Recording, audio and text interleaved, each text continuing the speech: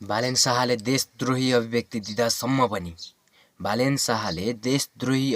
दिँदासम्म पनि हाम्रो देशमा केही नबोल्नेहरू जब हर्क साम्पाङ एउटा बाइकबाट लडेको मान्छेलाई उपचार गर्नुको साटो उसमाथि नै ट्राफिक नियमको पालना भएको छैन भन्दै आरोप लगाउने देश हो यो, जहाँ कसैले न्याय पाएन।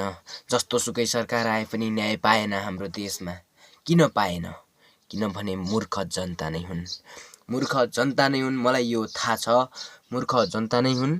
किन जनता मूर्ख हुन् भने हामीले कहिल्यै बुझेनौँ राम्रो र नराम्रो। मेरो कविता होइन एउटा यो म महान श्रमदाताको बारेमा बोल्दैछु हो। तपाईहरुलाई थाहा नै छ होला, महान श्रमदाता हाम्रा हर्क साम्पाङजी माथि अहिले खनिएका घन्टे ग्याङका अधिकारीहरू, घन्टीपाटीका अधिकारीहरू खनिएका छन्। तर खनिए तापनि ठिकै छ, मतलब भएन। तर उहाँको उपचार र के भयो, उपचार कस्तो भयो भनेर तपाईहरुले हेर्नुपर्ने कुरामा के हेरेर बसे? तपाईहरुले के हेर्नु भएको छ? आरोप लगाउने, जेल हाल्न खोज्ने, हर्क साम्पाङमाथि यसरी किन खनिनु पर्यो तपाईहरु? हर्कवादको किताब पढ्नु भएको छ कि छैन? हर्कवाद भनेको जुन यस्तो वाद हो, हर्क साम्पाङले जहाँ देश विकास गर्नको लागि, देशको लागि गर्छ हर्क साम्पाङले, हर्कवाद हो।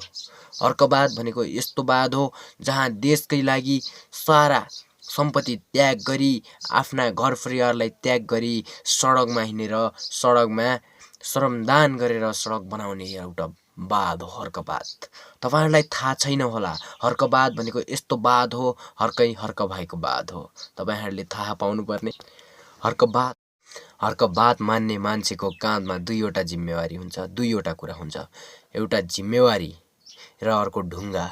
हर्कवाद काँधमा ढुङ्गा राख्नु हाम्रो देशको लागि राखेको हो, जुन कसैले हान्नको लागि हैन, ढुङ्गा मुढा गरेको मार्नको लागि हैन। तपाईहरुलाई अवश्य थाहा होला कि ढुङ्गा मुढा गरेर हामीले हर्कवादलाई मार्न खोजेको हैन। हर्कवाद भनेको यस्तो चीज हो, तपाईहरुलाई जहाँ पनि कता भी थाहा हुँदैन। हर्कवाद भनेको यस्तो चीज हो, एउटा महान व्यक्ति भन्नुहुन्छ भन्ने वाद हुन्छ भोलि बिहान।